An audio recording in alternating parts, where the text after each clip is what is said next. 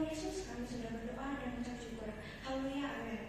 Dan petugas saya persilahkan kita akan menyanyikan lagu dilayani.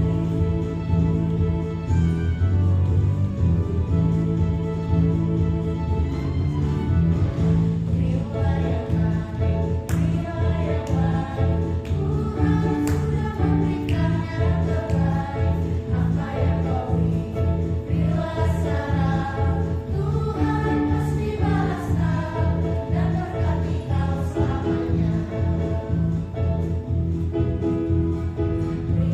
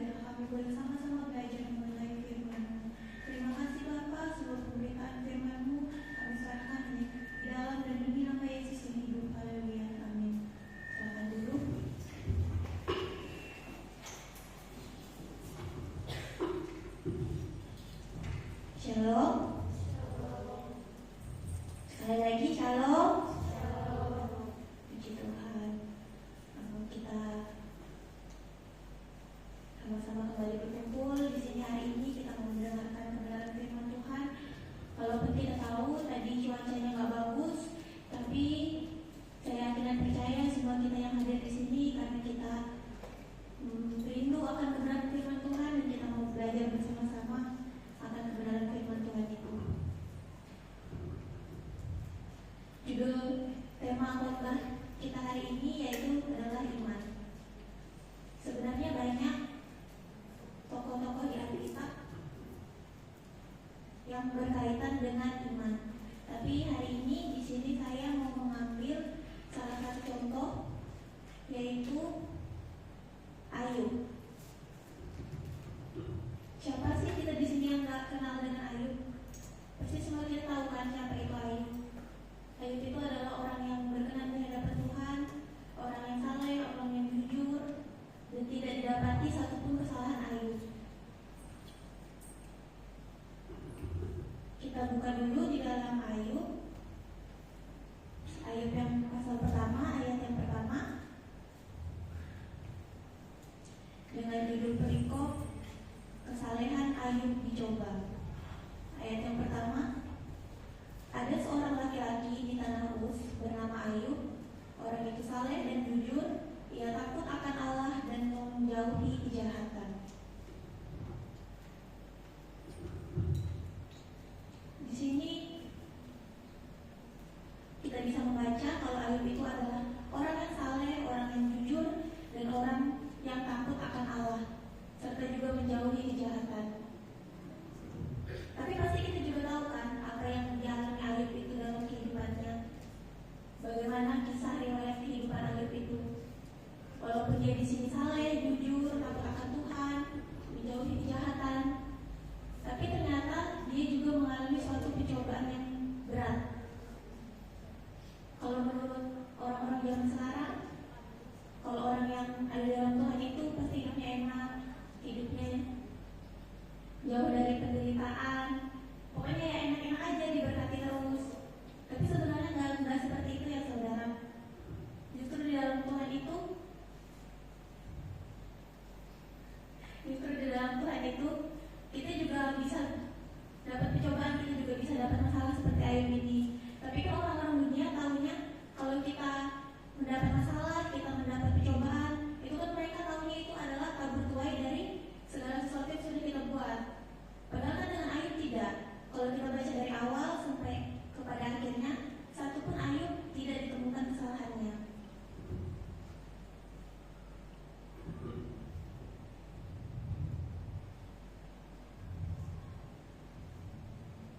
Kita juga bisa mengambil contoh dari kisah Ayub ini, yang awalnya hidupnya diberkati Tuhan, dia hidupnya baik-baik saja, punya anak, punya istri, punya keluarga yang utuh, punya hewan ternak peliharaan yang banyak.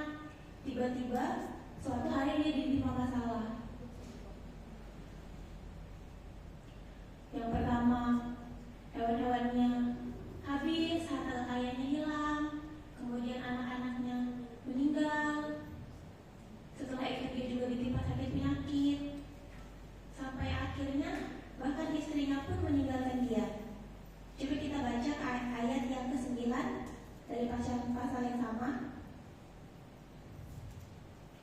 Maka berkatalah istrinya kepadanya, masih bertekunkah engkau dalam kesalehanmu? Kutukilah Allahmu dan matilah.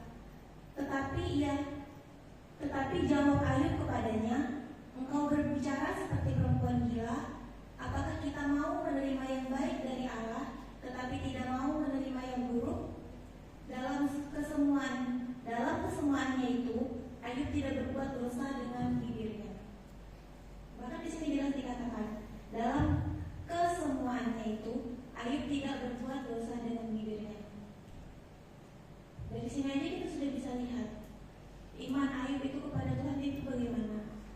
Kemudian yang mau kita pelajari hari ini yaitu adalah apa sih yang harus kita teladani dari kisah Ayub ini. Di sini poin yang pertama yang saya catat adalah iman di tengah penderitaan. Kita buka lagi di dalam Roma 5 ayat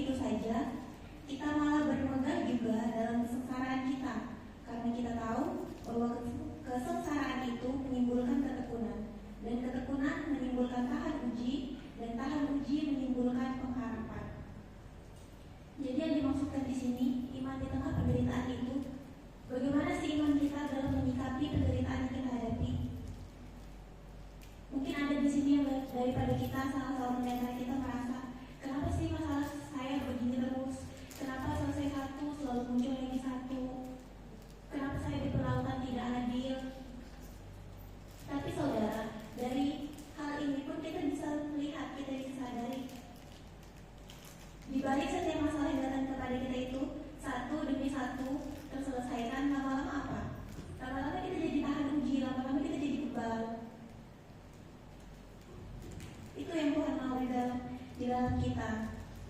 Dan ketekunan menimbulkan tahan uji, dan tahan uji menimbulkan pengharapan. Daripada semua itu, kita memiliki pengharapan di tengah penderitaan kita. Dan pengharapan yang Tuhan mau itu bukan pengharapan kita kepada orang lain, bukan kita bergantung kepada orang lain, tapi pengharapan yang kepada Tuhan. Kemudian yang kedua, yang harus kita teladani dari kisah Ayub, yaitu meneladani kesabaran, kesetiaan, dan ketaatan Ayub. Kita lihat di dalam Yakobus 1 ayat yang keempat.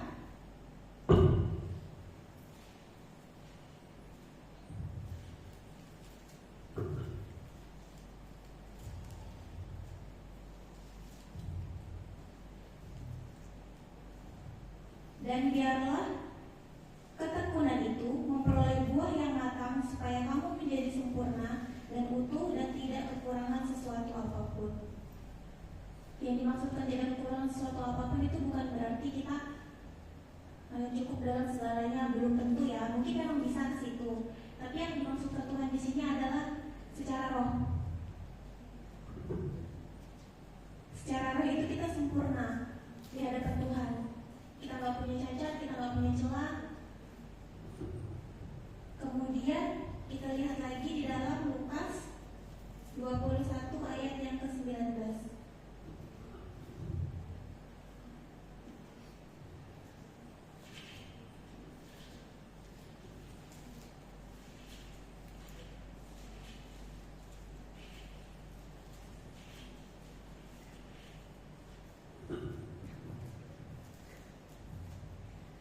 Kalau kamu tetap bertahan, kamu akan memperoleh hidup.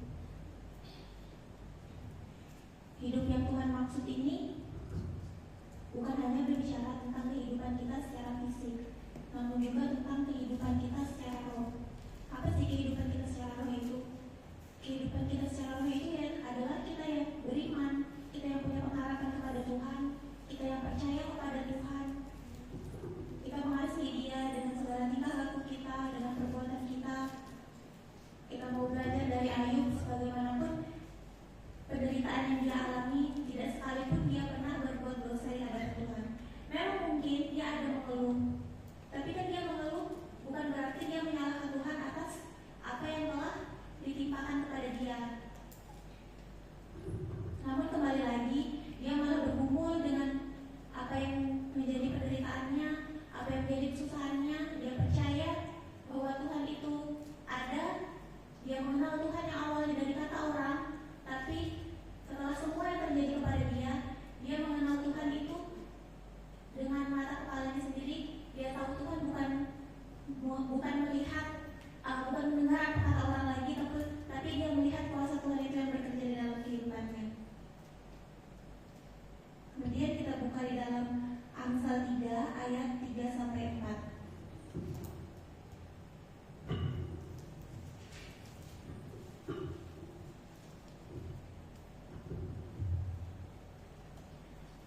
Janganlah kiranya kasih dan setia meninggalkan engkau, kalungkanlah itu pada lehermu, tuliskanlah itu pada loh hatimu, maka engkau akan mendapat kasih dan penghargaan dalam pandangan Allah serta pandangan manusia. Jadi yang Tuhan mau itu, kita itu memiliki kesetiaan. Supaya apa? Supaya kita itu dikasihi oleh Tuhan. Karena setia itu adalah bukti dari iman kita. Kalau kita nggak setia, bagaimana dengan iman kita kepada Tuhan? Ini juga berhubungan dengan karakter yang saudara. Sama seperti apa yang disampaikan Tante Narsi minggu kemarin. Kemudian yang ketiga, itu tentang karakter juga, meneladani sikap bersyukur. Kita lihat di dalam 1 Tesalonika 5 ayat yang ke-18.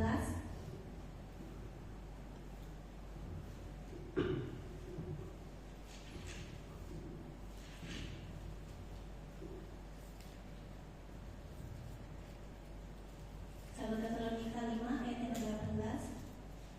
Mengucap syukurlah dalam segala hal, sebab itulah yang dikehendaki Allah Allah di dalam Kristus Yesus bagi kamu. Jadi dalam hal apapun yang terjadi dalam kehidupan kita, Tuhan itu mau kita selalu bersyukur. Bersyukur di saat kita senang, bersyukur di saat kita sedih, di saat kita ada masalah, pencobaan. Yang Tuhan mau lihat itu hati. Tuhan nggak melihat apa yang ada di penampilan fisik kita. Tuhan nggak peduli kita cantik, Tuhan nggak peduli kita ganteng, tapi Tuhan itu melihat ke dalam hati kita. Sekalipun kita di luar kelihatan baik, tapi bagaimana dengan hati kita? Kemudian, kenapa iman itu sangat penting bagi kita orang-orang yang percaya kepada Tuhan? Yang pertama, tanpa iman, kehidupan rohani akan mati. Kita buka lagi dalam Yakobus 2 ayat yang ke-26.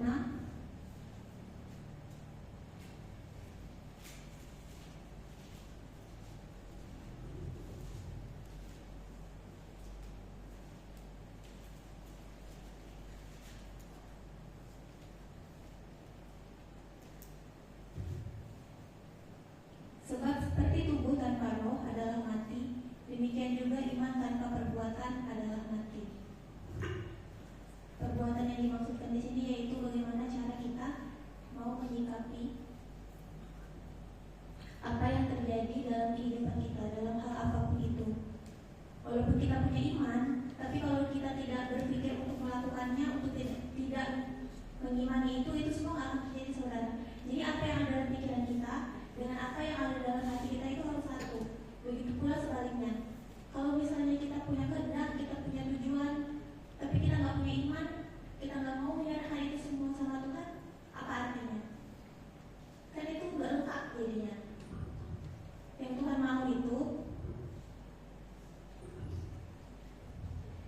Tuhan mau itu adalah tindakan kita, iman kita.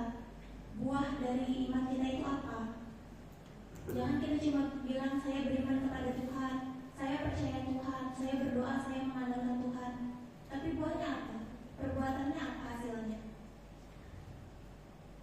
Jadi orang mau mengatakan apapun ke kita, apa hasil kamu berdoa ke gereja? Apa kita ngurus apa kata orang? Kan yang tahu hanya cuma kita sama Tuhan. Yang bisa menilai kita benar atau salah itu cuma Tuhan. Hanya Tuhan yang tahu kita berkenan atau tidak di hadapan Tuhan. Kan iman itu antara kita dengan Tuhan, bukan antara kita dengan manusia. Kemudian yang kedua adalah iman adalah dasar dari segala harapan. Kita buka lagi di dalam Ibrani 11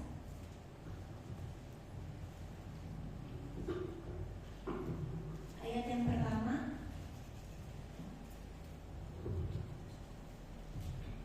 Dengan perikop saksi-saksi iman.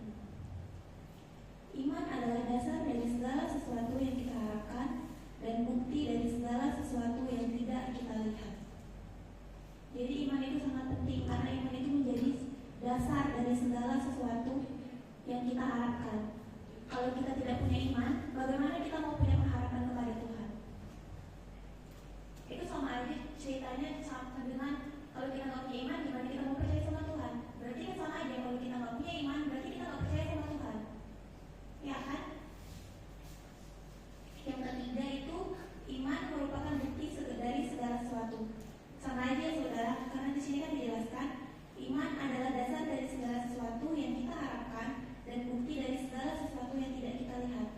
Jadi Tuhan itu maunya kita percaya dulu, kita mengimani dulu.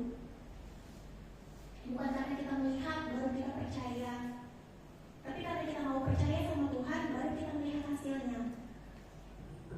Misalnya nih, kalau kita ada masalah, kita ada persoalan, kita ada pergumulan, kita ada di dalam masalah, terus apa yang kita terima? Kita nggak maju-maju, kita di situ aja. Tapi kalau misalnya kita maju, sekalipun itu menimbulkan suatu masalah yang baru, kalau kita terus maju, tapi kan setidaknya nanti kita akan melihat terobosan. Daripada kita diam, stuck di tempat, kita nggak bisa berbuat apa-apa. Kalau kita maju pun setidaknya kita melihat kan, oh ada hal baru nih, oh ada begini, oh mungkin ini bisa jadi terobosan. Jadi itu yang Tuhan mau dalam kehidupan kita. Kemudian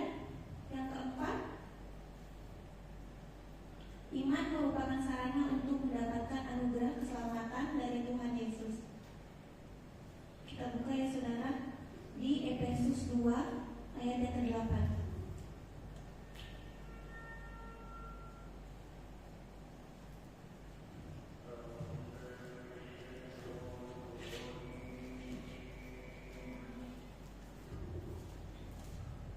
Sebab karena kasih karunia kamu diselamatkan oleh iman. Itu bukan hasil usahamu, tetapi pemberian Allah. Memang kita itu kan sebagai anak-anak Tuhan, kita diwajibkan untuk saling mengasihi. Kita harus baik terhadap sesama. Kita nggak boleh saling bertengkar. Kita harus melakukan segala sesuatu yang baik sesuai dengan apapun kata firman Tuhan. Tapi juga perbuatan kita itu gak akan bisa membawa kita menuju keselamatan. Karena yang Tuhan lihat itu juga motivasinya. Motivasi kita melakukan itu adalah memang karena kita mengasihi Tuhan atau karena kita mau menerima upahnya. Jadi yang Tuhan mau itu hati. Semuanya bersumber dari hati kita. Kalau di dalam hati kita punya buat Tuhan gimana? Kalau kita punya alasan lain untuk datang ke gereja gimana? Percuma kita mau berdoa, kita mau bilang ke orang-orang, aku beriman loh, ini aku orang Kristen, aku anak Tuhan, aku rajin ke gereja, aku rajin sembahyang. Tapi di mana letak iman kita? Di mana buah dari iman kita itu? Jadi yang harus kita lakukan adalah kita itu membuktikan apa yang menjadi buahnya. Karena orang-orang itu akan selalu mempertanyakan kita, mau kita baik, mau kita salah, namanya manusia kan, pasti selalu saja ada celahnya kita di hadapan orang. Tapi kalau orang melihat buahnya kita, mereka gak akan bisa berkutik. Karena gak akan ada yang percaya dengan perkataan mereka. Kalau kita memunculkan apa yang menjadi buah dari iman kita itu.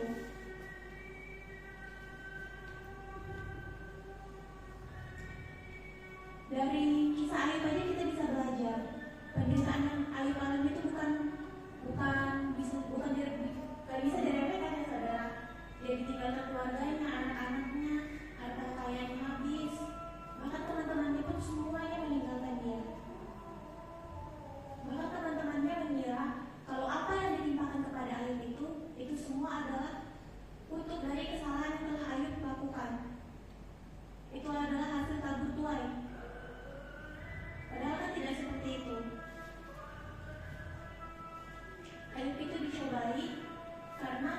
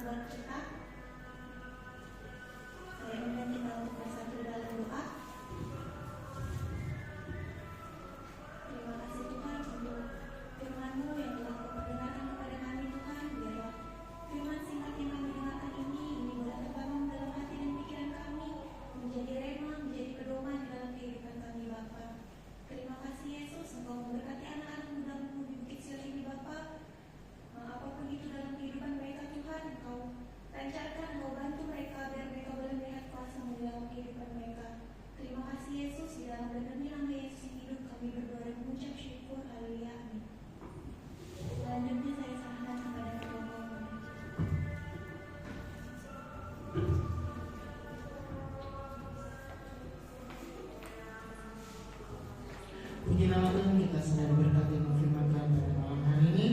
Untuk pengumuman kita selanjutnya, jangan lupa lomba kita tanggal 19 April 2025 jam 5 sore. Jangan lupa dibaca kitab Injilnya Matius, Markus, Lukas, Yohanes. Kemudian untuk acara Paskah sudah ditetapkan pelaksanaannya hari Minggu tanggal 20 di tempat ini.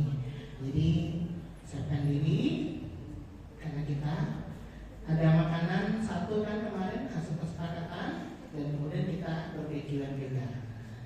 Jadi jangan kemana-mana tanggal 20 kita sama-sama menikmati berkat Tuhan.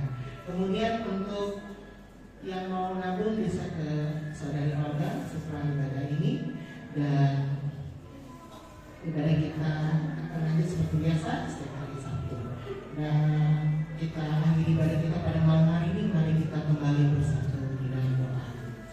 Tuhan Yesus, terima kasih Kau sudah menyertai kami dalam ibadah pada malam hari ini. Kami sudah berkati melalui firman-Mu, kami sudah memuji dan memuliakan nama-Mu, dan itu semua menjadi kesukaan bagi Engkau. Terima kasih Tuhan, terima kasih Yesus. Dan kami pada malam hari menyerahkan para pelayan Tuhan yang melayani pada malam hari ini. Kami menyerahkan ke dalam tangan Tuhan. Kami berkati mereka dalam setiap pelayanan mereka, biar pelayanan mereka boleh semakin hari semakin berkembang dan nama-Mu dipuji dan dikembangkan melalui kehidupan dan pelayanan anak-anak muda-Mu yang lain pada malam hari ini.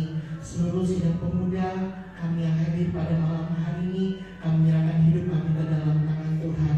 Engkau selalu memberkati kami, melindungi dan menjagai kami, baik dalam sekolah dan kuliah kami, dalam pekerjaan dan apapun yang kami lakukan, dalam keluarga dan dalam pelayanan kami. Engkau terus tambahkan karunia dan talenta atas setiap kami, sehingga hidup kami semakin hari semakin menyenangkan hati-Mu Tuhan.